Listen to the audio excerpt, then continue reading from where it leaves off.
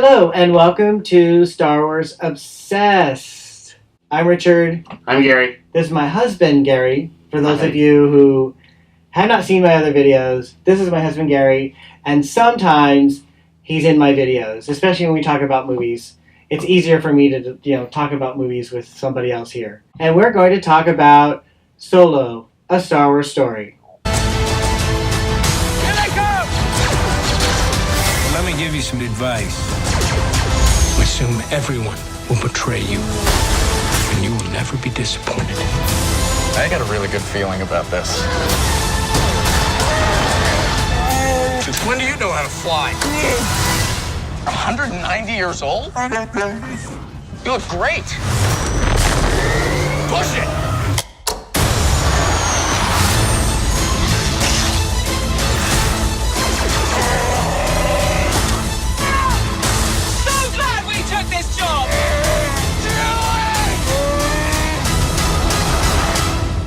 Well, I liked it. me too. I liked it. I actually liked it a lot. Yeah. It had more of the humor in it. I know your complaint with Rogue One was that you didn't like its dark tone. Yeah. Which I actually did like. But like I said, it's not the dark tone that I objected to, because The Empire Strikes Back has a dark tone, but it had a nice balance, whereas Rogue One didn't. But Solo was it was just like a really fun adventure, like a heist. Basically, it's a heist story. yeah. It's just a heist story. Oh, by the way, there's going to be spoilers, tons of spoilers.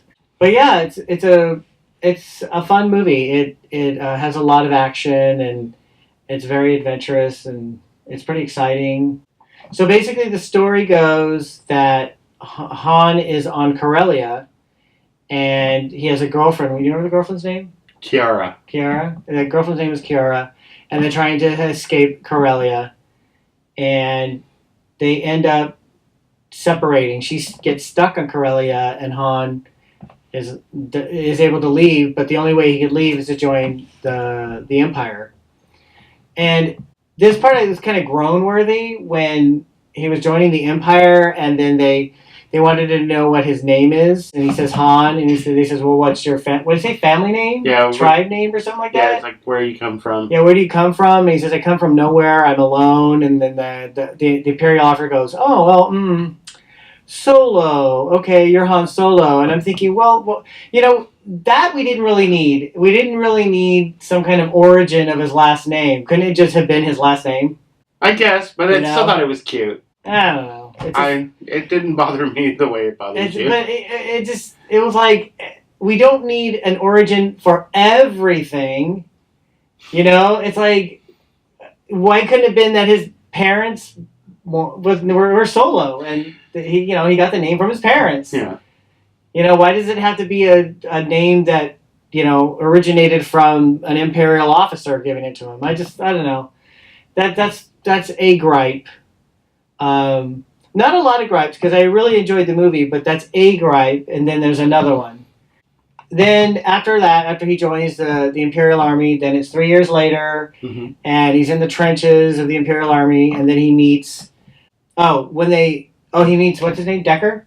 No, Beckett. Beckett, played by Woody Harrelson. Woody Harrelson.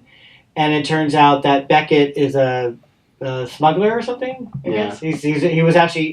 He infiltrated the Imperial Army to get a ship, and Han Solo figured it out, but Beckett didn't want him on his team, so he tells the Imperial Army that this guy's a smuggler and get rid of him, don't believe anything he says, so he throw him into the pit, and the pit has Chewbacca. As the Beast. Yeah, they said that... He's going to eat him. Yeah, throw him to the Beast, and it's like, this is where we meet Chewbacca, and this was another scene that was, for me, kind of groan-worthy.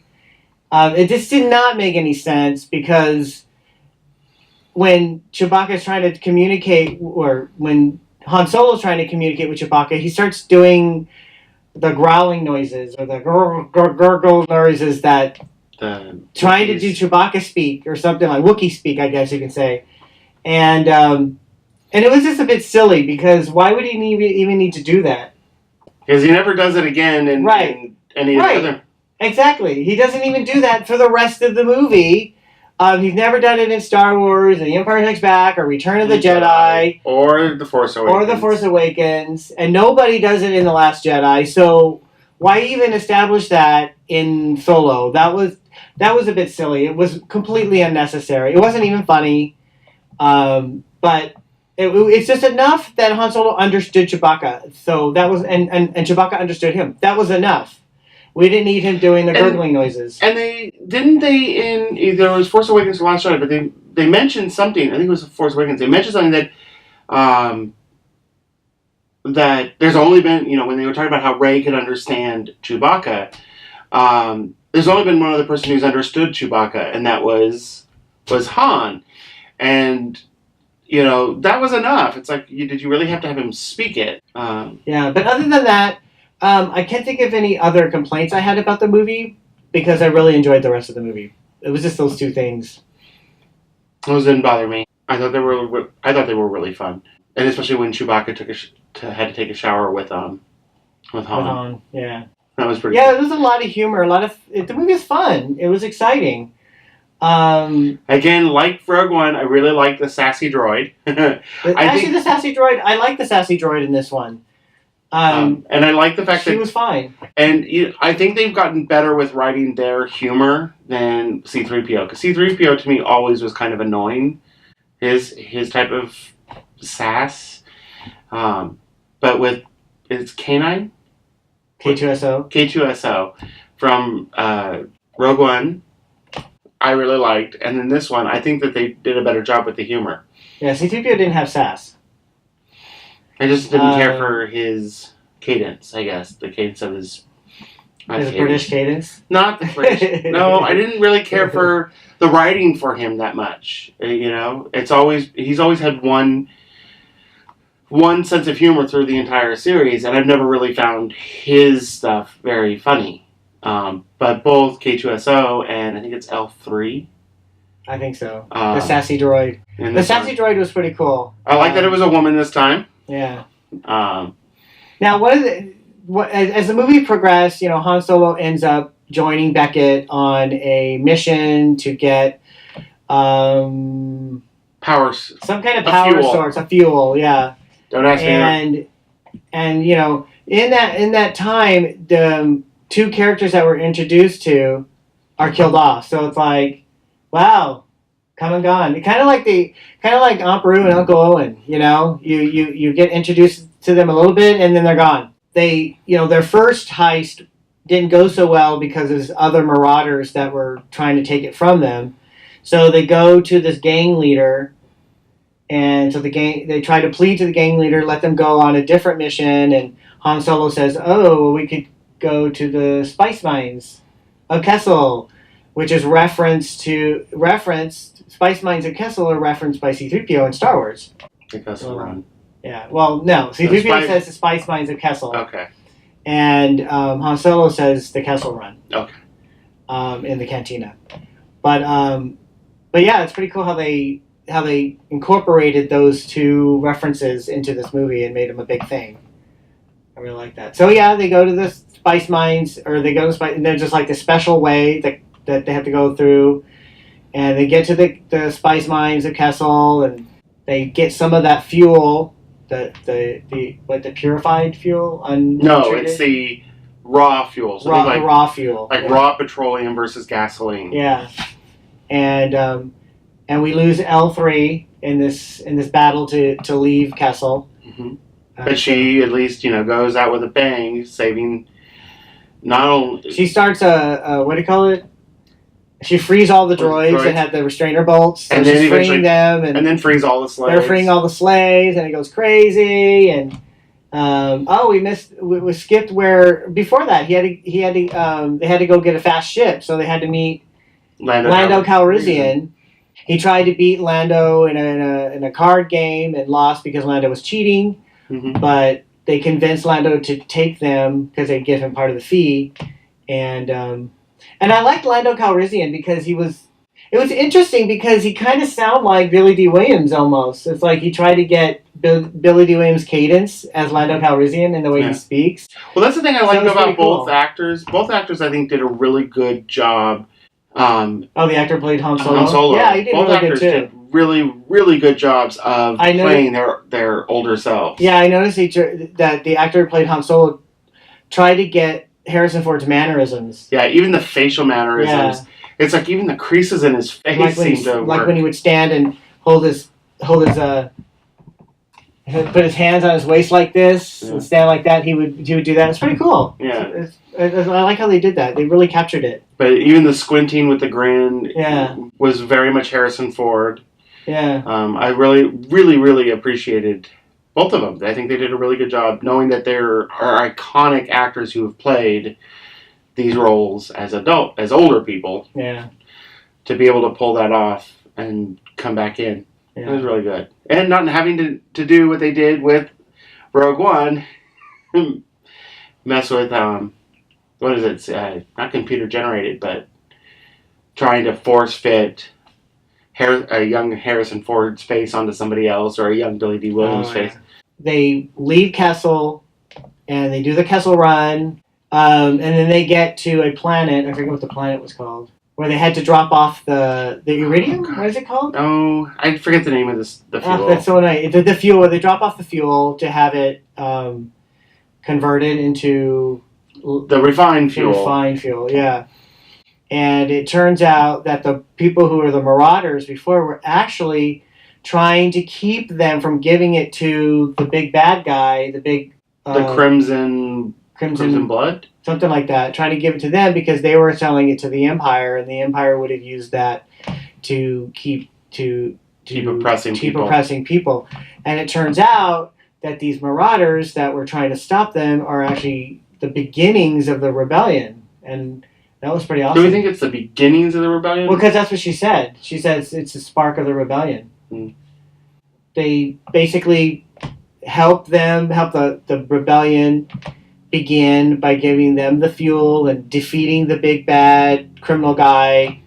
Han Solo leaves with the Millennium Falcon, with Chewie, and off to a new adventure. And that's pretty much it. We're not telling everything, but it's pretty much the story. And it's funny because he mentions at the end that this gangster guy in Tatooine that they can get a job with, and it's like, yeah. Referencing Hutt. Referencing Jabba the Hutt, and I'm wondering, would they be able to do a sequel to Solo? Where? A Solo 2, where he has an adventure, gets hired by Jabba the Hutt, and has an adventure. And they kind of touched on it, because here's another spoiler, and this was a big shock to me, but the Han Solo's girlfriend... From the beginning, what's her name? Kira? Yeah. Kiara, she was actually working for Darth Maul, right? Well, she's working for, oh God, now I can't remember his name. It started with a D. The guy on the ship. She was working for him. He was working for Darth Maul.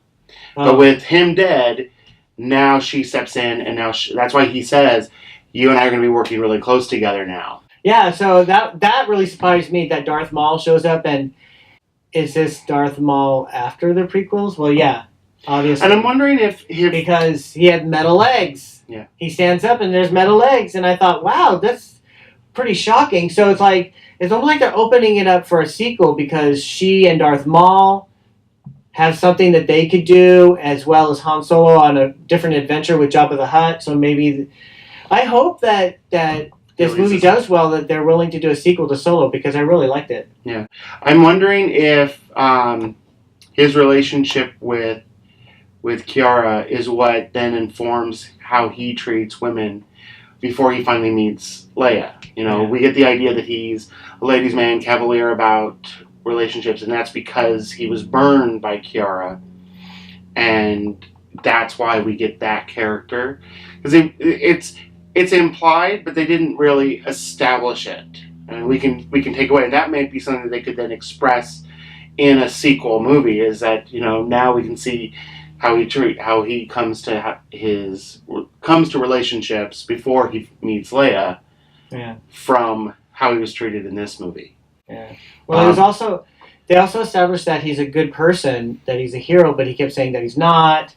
Well, I think that's like the beginning of a shell that a wall that he creates until Leia breaks because the Beckett who he was working with kept telling him never to trust anybody else, and even himself, and that you should only work for yourself. And we see that in Star Wars because he says basically the same stuff, that you got to watch out for yourself. Sure, it seems that from Solo and on until Star Wars, or even in a little bit of Star Wars, refined. He's hardened. Yeah. He becomes a more hardened person until the end of Star Wars, where he finally realizes that he has friends and he can help. But it'd be nice to see that in a sequel to Solo. It's like, they let the setup, but they didn't actually give us the development. Yeah, it's really good. It's a really fun movie. And worthy of giving us that second part, giving us another, tale in between this and New Hope. Yeah. That could build more of that understanding. Yeah. So we can see where it's going. I mean, it's very clear you can see where it's going. I know the whole thing with the Darth Maul, that's all stuff that is in canon, especially losing the legs. Yeah. So that was really cool to see.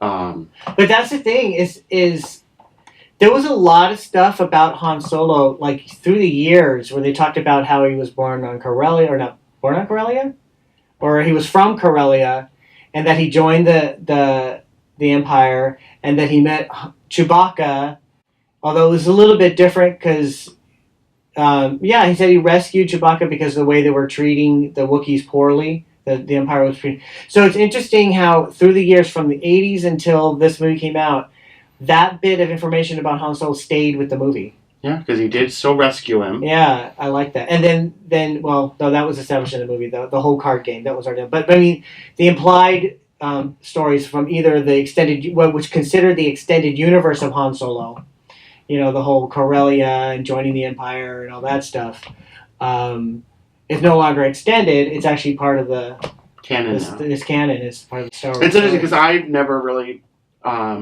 I've never read any of the stuff about his backstory, so that was all fresh for me. They also show how he got his blaster. It was from that iconic Han Solo blaster. They got it from Beckett. I love that they used the original Star Wars music. Yeah, that was. I can't remember if they did that in Rogue One. See, and it would make sense if they didn't. At least with Star Wars or with Solo, you have a character from the original. Star Wars, yeah. You have characters from the original trilogy, so it kind of makes sense. Whereas Rogue One, well, we do have Princess Leia and Darth Vader towards the end of the movie. It really is not about one of those core characters. It's about these other characters. So it would make sense that Rogue One would have a different thematic element, musical theme. Right.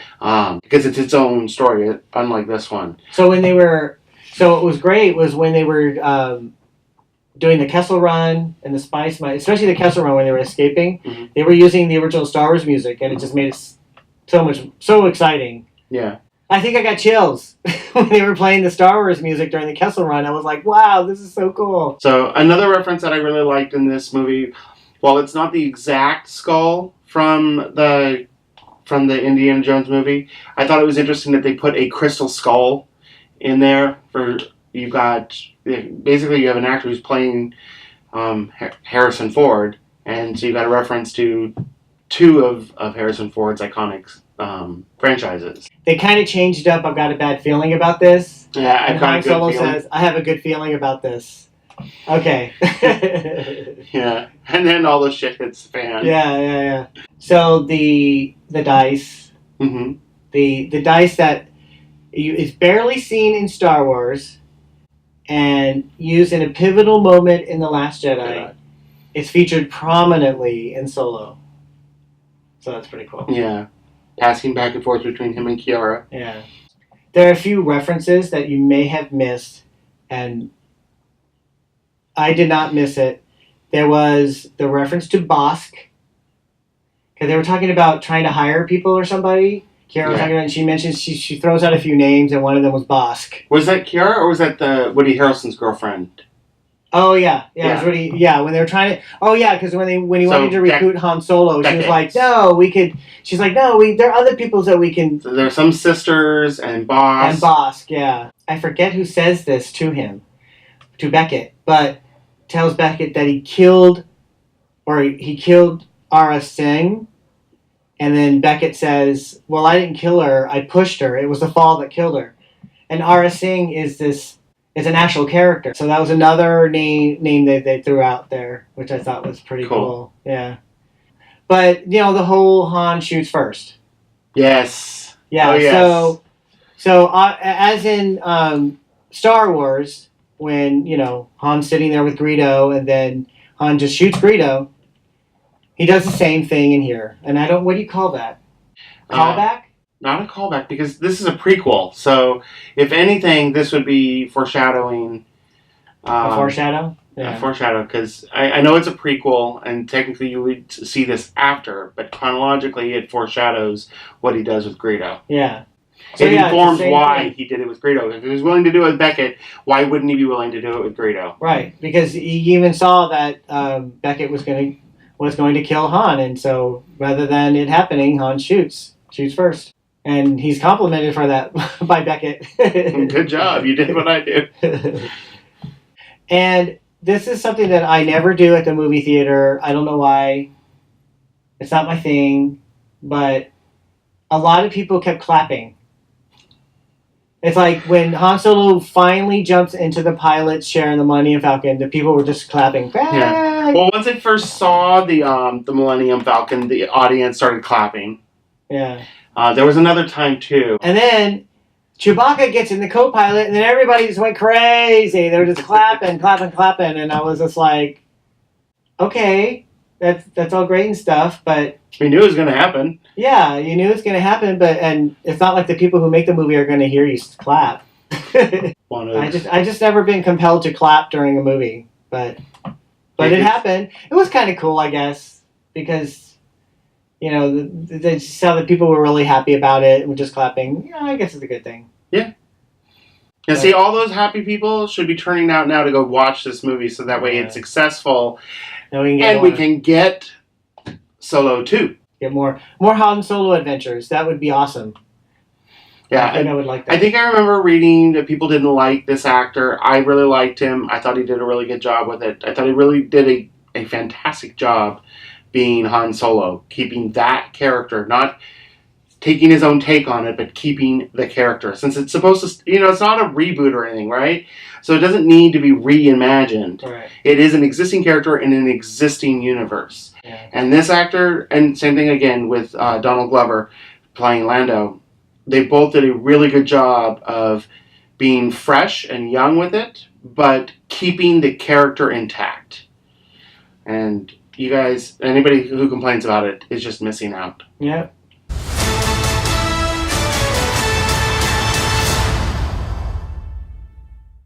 It's a really good movie. Highly recommend it. I highly recommend it. I highly recommend it. Yeah, so go see it if you haven't. I'm Richard.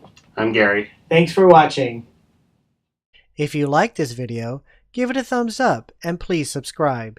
You can also check out more of my collection at the Star Wars Obsessed blog.